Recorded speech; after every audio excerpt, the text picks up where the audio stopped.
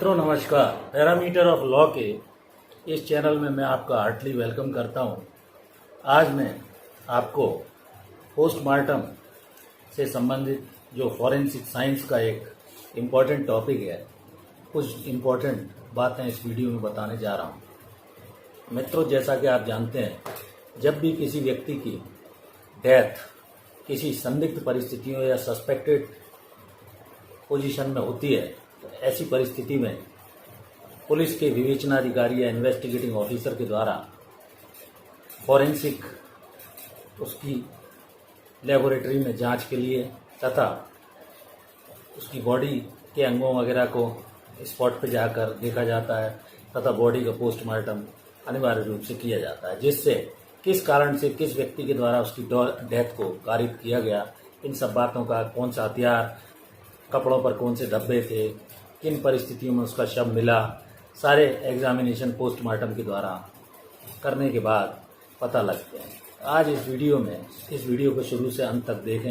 ये forensic science का एक बहुत महत्वपूर्ण वीडियो है, इसकी जानकारी आप सभी को होना चाहिए। जैसा कि आप जानते हैं कि अभियोजन या प्रोसिक्यूशन पर यह बर्डन रहता है, the burden is on the prosecution to prove his case beyond all reasonable doubt, अर्थात अभियोजन को संदेह से परे अपना मामला न्यायालय के समक्ष सिद्ध करना होता है। इसके लिए डॉक्टर की भी एविडेंस अभियोजन की ओर से कराई जाती है, जिसके द्वारा उस शव का पोस्टमार्टम किया गया, किन परिस्थितियों में उसका मर्डर हुआ, ये सारी परिस्थितियाँ जब उसका पोस्टमार्टम होने के बाद उसकी रिपोर्ट आ जाती है, उसको भी डॉक्टर को बुलाकर न्यायालय के समक्ष एग्जामिन कराना होता है। तो फॉरेंसिक साइंस का ये इम्पॉर्टेंट टॉपिक है पोस्टमार्टम, जिसको मेडिकल ऑटोप्सी भी बोलते हैं। इसको मेडिकल ऑटोप्सी या नेक्रोप्सी या थैनोटॉप्सी, ये सभी शब्द पोस्टमार्टम के लिए यूज होते हैं।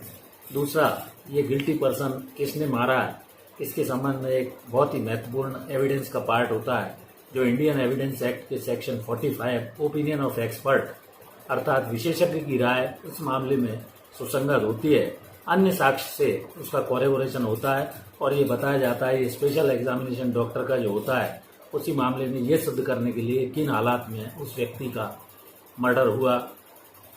डॉक्टर काफ़ी अनुभवी होना चाहिए, वो बताएगा कि डेथ का तरीका क्या था, जहर लिया गया, शार्प वेपन से किया गया या बुलेट से मारा गया, डेड बॉडी के क्या क्या आइडेंटिफिकेशन थे, किस तरह उन्होंने पहचाना, कॉज ऑफ डेथ क्या था, मृत्यु का क्या कारण था, होमिसाइडल था, एक्सीडेंटल था, ये सारी बातें डॉक्टर के कथन से न्यायालय के समक्ष सिद्ध होती हैं। एप्रोप्रिएट टाइम भी वो बताता है कि डेथ का लगभग एप्रोप्रिएट टाइम क्या था।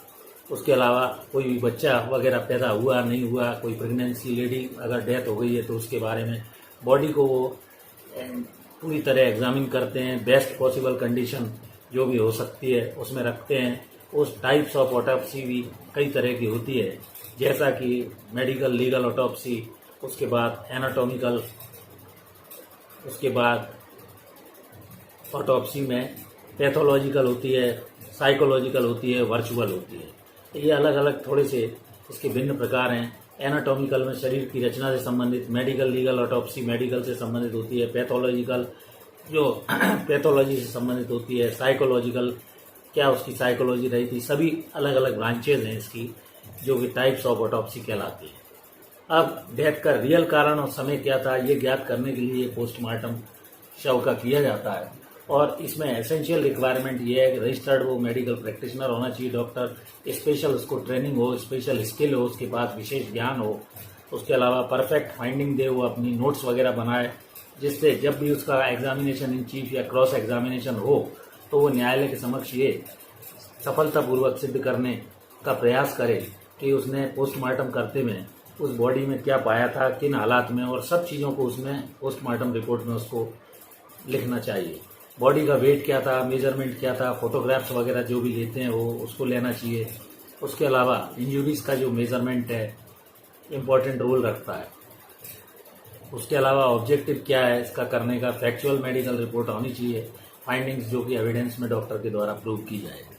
क्या प्रिकॉशंस उसको लेना है पीएम करते समय, या तो उसको जो भी इन्वेस्टिगेटिंग अथॉरिटी है या कोर्ट है उसकी परमिशन के बाद ही उसको ऐसी बॉडी का परीक्षण करना चाहिए। दूसरे, परमिशन लेकर आइडेंटिफाई करके क्राइम सीन या स्पॉट पर भी जाकर सारे तथ्यों को इकट्ठा करना चाहिए, जिससे कि वो सही ढंग से उस पोस्टमार्टम रिपोर्ट में सारी परिस्थितियों का उल्लेख कर सके।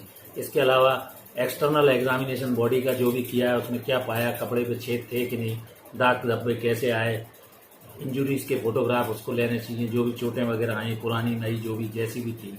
फिर दूसरा, वाइटल ऑर्गन्स का जब वो परीक्षण करेगा तो विसरा वगैरह लेगा, उसको प्रिजर्व कर लेना चाहिए, जिससे काफ़ी लंबे समय तक वो विसरा में क्या पोजीशन थी उसका रिपोर्ट आने के पहले तक उसको प्रिजर्व रखना होता है।